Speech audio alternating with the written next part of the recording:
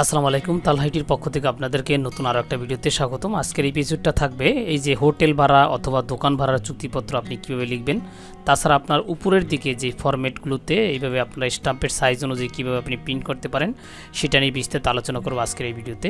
যেমনটা ধরেন কোনো স্টাম্পের এই যে উপরের দিকে যে স্টাম্পের এগুলো থাকে আর ভিতরে লেখাটুকু পড়ে, সেটা আপনি কীভাবে সাইজ করবেন এবং কি কি লিখতে পারেন সেইগুলো নিয়ে বিস্তারিত আলোচনা করবো আজকের ভিডিওতে।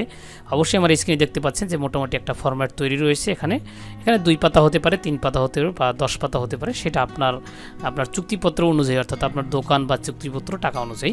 তারপর আবার এই যে নিচের দিকে স্টাম্পের নিচে কিছু একটা লেখা থাকে, সেটা হুবহু আমরা কীভাবে সাইজ করতে পারি সেটা নিয়ে বিস্তারিত আলোচনা করব এই ভিডিওতে। প্রথমে সেজন্য আমরা কি করব, যে কোনো কম্পিউটারে আমাদের কিন্তু প্রথমে এমএস ওয়ার্ড থাকতে হবে। সেটা আপনার এমএস ওয়ার্ডের যে কোনো ভার্সন হলেই হবে। এখন আমি যেটা ভার্সন ব্যবহার করি 2016, সেটার জন্য আপনি কি করবেন, এইখান থেকে যে সার্চ মেনু আছে সেখান থেকে আপনি খুঁজে 2016 বের করে নেবেন, বা আপনার এমএস অফিস যেটা আছে সেটা আপনি এখান থেকে বের করে নেবেন। নেওয়ার পরে আপনি কি করবেন, এখান থেকে এই প্রথম দিকেই আপনার এমএস অফিসের এই ফর্মেটটা আমি যেহেতু রেডি রয়েছে, সেহেতু আমি এখান থেকে কন্ট্রোল এন প্রেস করে নতুন একটা পেজ নিয়ে নিলাম। নতুন একটা পেজ নেওয়ার সাথে সাথে কিন্তু আমাদের পেজের উপরে এতটুকু জায়গা আছে, দেখেন এটা ডিফল্ট আকারে থাকে সেইটা। এখন আমাদের যেটা করতে হবে, প্রথম দিকে কিন্তু আমাদের স্টাম্পের সাইজটা নিয়ে নিতে হবে। আমাদের যেই উপরের দিকে স্টাম্প রয়েছে এবং এই যে লেখাটুকু রয়েছে, এই লেখাটুকু সহ, অর্থাৎ স্টাম্পের যে সিরিয়াল নাম্বার সেটা সহ আমাদের কিন্তু সাইজ করে নিতে হবে, যে আমরা কিভাবে লেখাটা শুরু করতে পারি। আর প্রিন্ট করার সময় যেন এই স্টাম্পের মধ্যেই আমাদের এই লেখাটুকু পড়ে, সেটার জন্য আমরা প্রথমেই আমাদের যেই ওই পেজটা নেব সেটার মধ্যে চলে যাব লেআউট মেনুতে।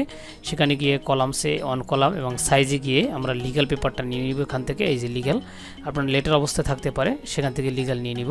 তারপর এখান থেকে মার্জিনে চলে যাব। মার্জিনে এসে আমরা এখান থেকে এই যে কাস্টম মার্জিন নামে যে অপশনটা আছে আমরা সেখানে চলে যাব, যেহেতু আমাদের এটা কাস্টম করতে প্রয়োজন হবে।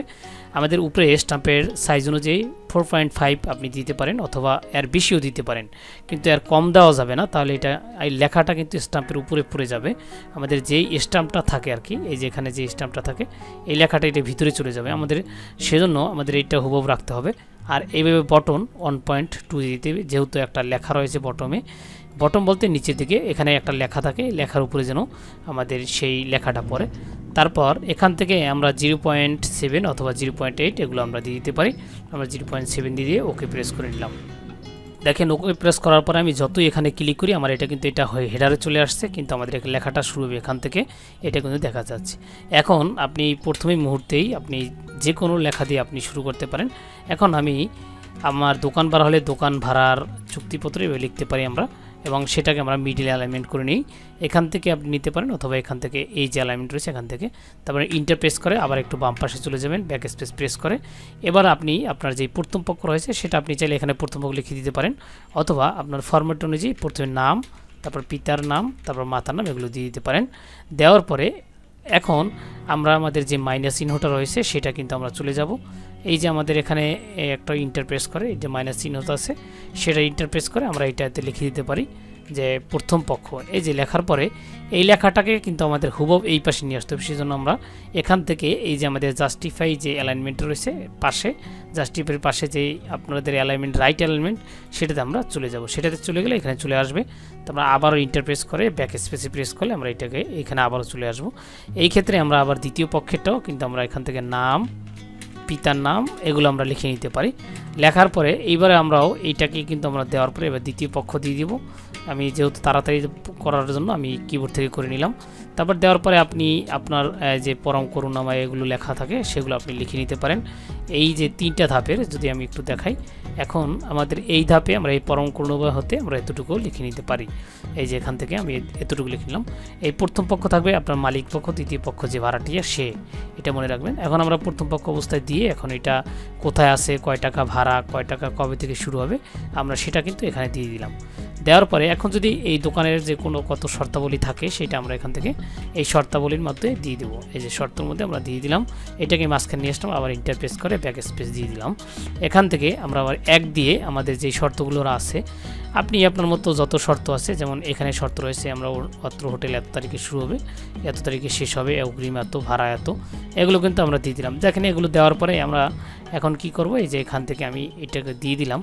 দেওয়ার পরে এখন আমরা যখন এই লাস্ট মুহূর্তে চলে আসব তখন কিন্তু এই চলমান পাতা 2 দিতে হবে, যেহেতু আমরা দ্বিতীয় নাম্বার পাতায় চলে আসব। তারপর যখন আমরা দ্বিতীয় পাতা চলে আসব তখন একটা ইন্টারপ্রেস করার পরে আবার আমাদের যেটা যখন আসবে তখন আমরা মাঝখানে ঠিক লিখে দেবো পাতা 2, যেহেতু আমরা পাতা 2 শুরু করতেছি। তারপর এখান থেকে আবার আমরা যত টাকা লেখা রয়েছে মানে যতটা শর্ত রয়েছে সেটা আমরা দিয়ে দিব। দেওয়ার পরে যখন আমরা পাতা 3-এ চলে আসলে এখান থেকে আমরা কিন্তু চলমান পাতা লেখার পরে চলমান পাতা 3 আমরা মোটামুটি এখান থেকে দিয়ে দিব। আবার এখানে 3 নম্বর পাতা আসলো, আমরা ঠিক মাঝ বরাবর এসে পাতা 3 দিয়ে দিব। তারপর এই ধাপটা গেল আমাদের কয়েকটা ধাপ যাওয়ার পরে এখন আমাদের হলো সাক্ষী এবং যেই রয়েছে আমাদের দলিলটা কতটা কম্পোজকৃত, এই যে বা আমাদের যেটাকে কি বলি স্বীকারোক্তি, সেটা আমরা এখান থেকে নিয়ে নিতে পারি। আমি একটু নিয়ে নিচ্ছি আপনাদের তাড়াতাড়ি দেখানোর জন্য। দেখেন আমরা এবার লাস্ট পাতায় স্বীকারোক্তি দিয়ে দিলাম, তারপরে এই দলিলটা কয় পাতা টাইপ হয়েছে সেটা আমি দিয়ে দিলাম। এখান থেকে যেহেতু আমরা 3টা পাতায় করে 3 দিয়ে দিলাম এবং সাক্ষী আমাদের 2 জন এটা থাকবে। এরপরে আমরা এই যে প্রথম পক্ষ এখানে এবং দ্বিতীয় 2 জন সাক্ষী এখান দিয়ে দিলাম, আর এখান থেকে দ্বিতীয় পক্ষ ভাড়াটিয়া। এটার উপরে কিন্তু সাক্ষী দিয়ে দিবে আর মানে মালিকেরা স্বাক্ষর দিবে এবং ভাড়াটিয়া, আর এখান থেকে সাক্ষীগণের স্বাক্ষর হবে। এভাবে আপনি মোটামুটি একটা স্ট্যাম্প রেডি করে দিতে পারেন। এখন যদি আমি আপনাদেরকে একটু ভিউ করে দেখাই যে আমাদের এই স্ট্যাম্পটা কী সাইজ হলো, এই যে দেখেন এখানে কিন্তু আমাদের যে উপরে জায়গাটুকু রয়েছে এইটুকু কিন্তু আমাদের সেই স্ট্যাম্পটাও পড়বে, স্ট্যাম্পটুকু প্রিন্টের সময় পড়বে। যে এখান থেকে যে স্ট্যাম্পটা রয়েছে স্ট্যাম্পের যেটা এটা কিন্তু আমাদের ওখানে পড়বে, আর এই লেখাটা সহ পড়বে সেইটা, এই জায়গাটুকু কিন্তু আমরা এটা অটোমেটিকভাবে রেখে দিয়েছি। এখন যদি আমরা এটা ক্রোম প্রিন্টারে প্রিন্ট করি তাহলে কিন্তু ঠিক হুবহু এটা পড়ে যাবে। এইভাবে যদি আপনি নিয়ম মেনে এই স্ট্যাম্প তৈরি করতে চান অবশ্যই পারবেন। আপনি চাইলে এখান থেকে দোকান, হোটেল বা গ্যারেজ আপনি যেটা ইচ্ছা এটা দেখে কিন্তু আপনি তৈরি করে নিতে পারেন। তাছাড়া যদি আপনাদের কারো ফরম্যাটের প্রয়োজনে অবশ্যই কমেন্টসে জানাতে পারেন, আমি দেওয়ার চেষ্টা করব। আজকে এই পর্যন্ত, দেখা হবে নতুন কোনো আর একটা ভিডিও নিয়ে। আল্লাহ হাফেজ।